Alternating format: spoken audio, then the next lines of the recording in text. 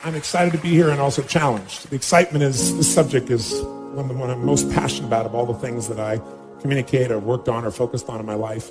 And that's because I believe if you're not happy in your intimate relationship, you're not happy. Because no matter what happens, no matter how much love we have from our children or how much we accomplish in our lives or how much we achieve, I personally believe in our soul, everybody wants that experience of aliveness.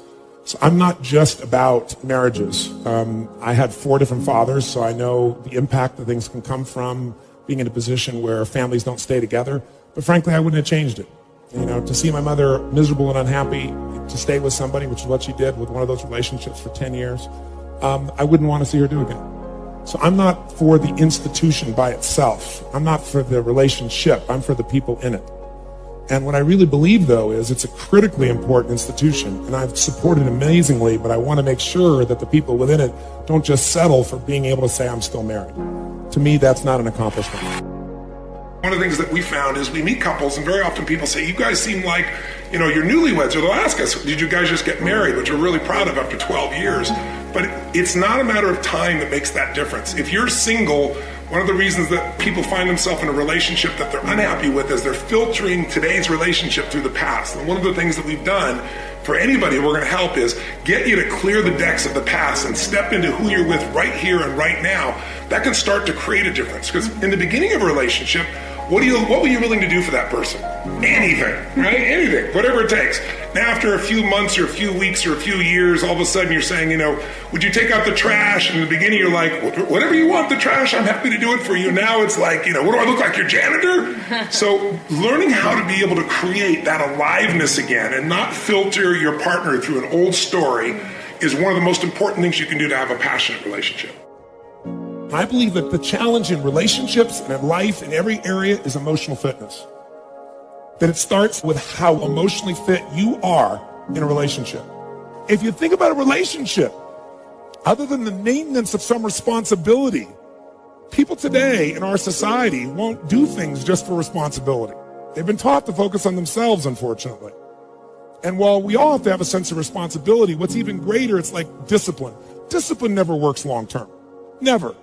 What works is when you become addicted to something positively new. You trade one addiction for another.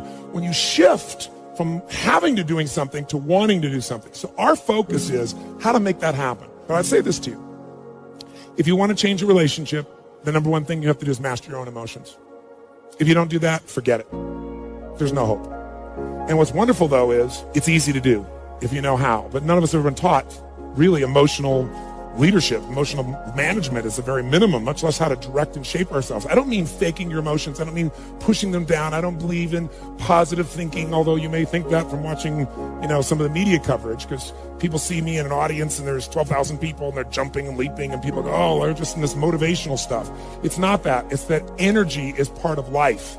And if you're sitting passively listening, you're not going to be able to listen very long, certainly not 50 hours, anything like that. If you turned on and you saw a rock and roll concert, you'd see people cheering, going for it. If you went to a sporting event, why do people do it? Because there's an energy there. So I create that in those environments. But I'm not into positive thinking. I'm not here tonight to tell you to go to your garden and say, there's no weeds, there's no weeds, there's no weeds, there's no weeds. I'm very clear that I believe that life is about leadership and being truthful to yourself. And so I believe, number one, that the mandate for any great relationship and the mandate for anybody to lead their own life and not be a follower is you got to see things as they are, but not worse than they are. Because that's where most people go. That's where they go in relationship. That's why they start to tear it down. That's why the relationship starts to break down, because people get scared when it isn't working out, and then they make it worse than it is so they don't have to try. Because they don't want to try again and be disappointed. They don't want to feel that sense of rejection. They don't want to feel that sense of failure. So most people make it much worse than it is. People tell me all the time, oh, I'm skeptical or I'm pessimistic. I said, no, you're gutless. It takes no guts. It takes no courage to be a pessimist, to say it's not going to work, to try to find out what's wrong. What's wrong is always available. So is what's right. So I'm not into positive thinking, but I am into intelligence. And intelligence says, see it as it is. Don't make it worse than it is. You must immediately clarify what has to be changed. Whenever you have what you used to call a negative emotion, you're now going to call an action signal. You know that action signal is signaling you need to change one of two things.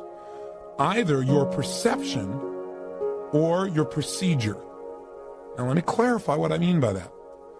Your perception might be, for example, that, gosh, you feel hurt. You feel like your husband doesn't love you so much anymore, or your wife doesn't love you so much anymore because, gosh, when you first met, boy, all you had to do was, look at them and they dropped their newspaper and came over and hugged you. Now they don't. You have a sense of loss and that hurts you inside.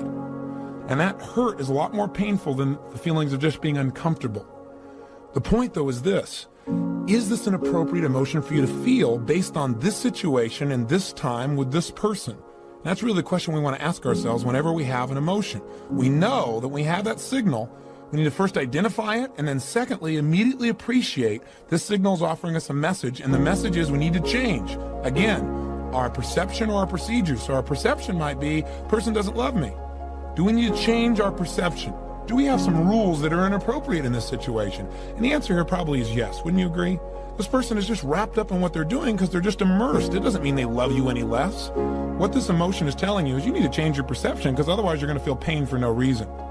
You might also look at this same situation as a symbol that you need to change your procedure. Procedure means the way you're proceeding with this information. In other words, what this may be is a signal to you that you really aren't communicating your real needs to your husband or to your wife. Maybe what you need to do is change your procedure, and instead of feeling hurt or instead of feeling uncomfortable, turn to your husband or wife and say, honey, I know you're wrapped up in your work. I know you're totally immersed. I know you're trying to do stuff that supports the whole family here. But you know what? I just need, 3 minutes with just you and I, because I really need right now to just feel loved by you. I need to hold you. I need to feel connected to you. Now, if that person starts to get upset, obviously you're getting feedback that your procedure still didn't work. You have to be a little more flexible, a little more creative, or maybe a little bit more loving in the way you do it. Or maybe change the timing in which you go about something. But that's changing procedure, changing the way you communicate.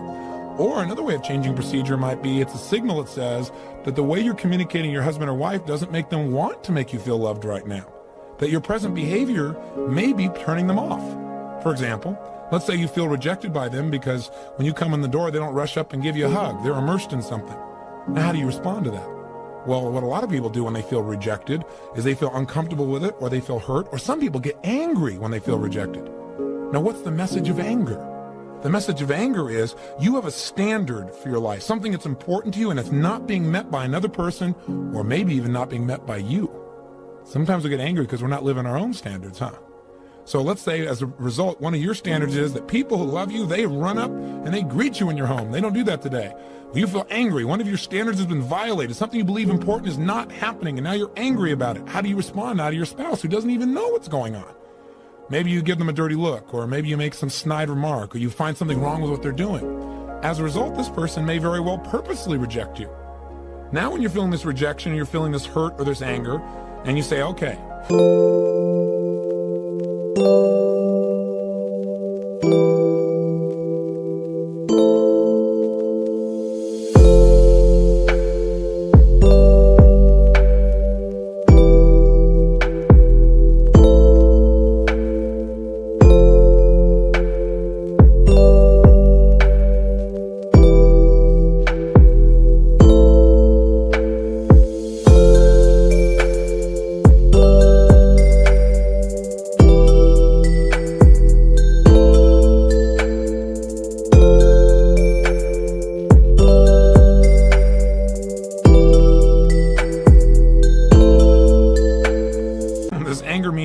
I have a message here, a signal. Signals I need to change either my perception or my procedure. Maybe you don't need to change your perception. Maybe they really are rejecting you deliberately. Maybe the procedure is not only how you communicate, but how you're behaving. Maybe you need to look and say, I'm not treating this person in a very loving way. No wonder they're giving me this feedback. I need to change me.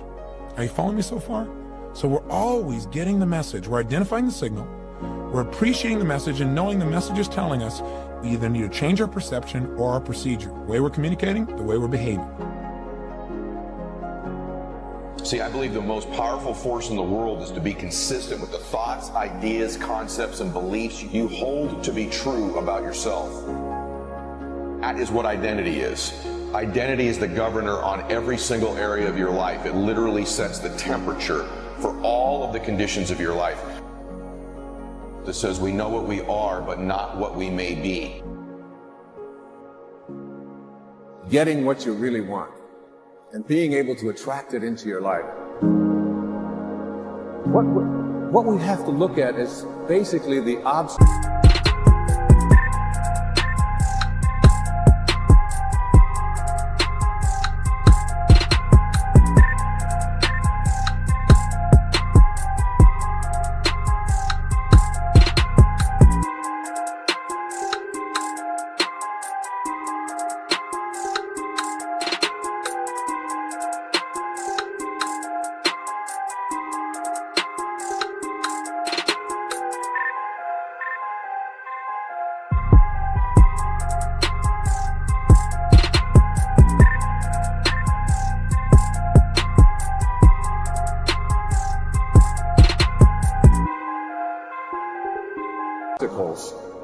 that we have conditioned ourselves. You notice I say that we have conditioned ourselves, because I've never believed that we need to be putting the responsibility on someone else. If you're conditioned, it's because you have allowed yourself to become that.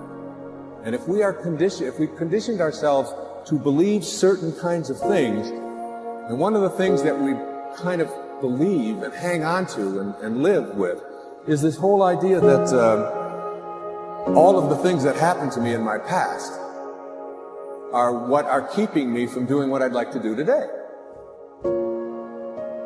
Life is meant to be lived joyously. It truly is. If you're doing and living a life that's not joyous and happy, something is wrong and you need to make a change. Right? We're here on this planet for a finite amount of time. Make it a good one. When my guru was dying, one of the last things he ever said was, "What an amazing life. I would not have traded it for anything in the world." And I said to myself, what beautiful words to hear from a dying man. I would love to be able to say in my last breath, look back on my life.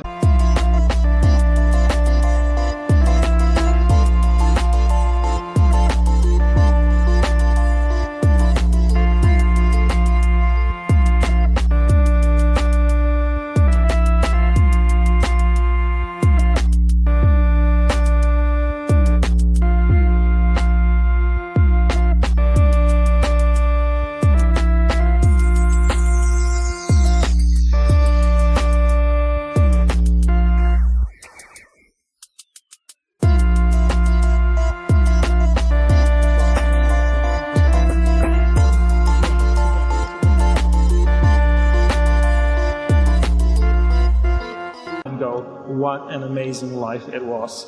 And that was just, I couldn't do it again, even if I tried. That was just fantastic. In order to do that, we really need to know what we want.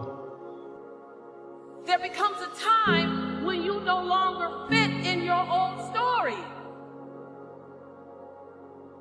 There's a new part 2 trying to be born for you. And it requires you to own every part of the past, but own every part of the possibility. And on the other side of that, the diamonds that will drop out of your mouth, the diamonds that will come birthing from your soul, the seeds that will be planted, and the harvest that will grow, you will be barely recognizable. But better than that are the people around you. Because when you change, you is just one person. But when you become a force to be reckoned with, then your voice permeates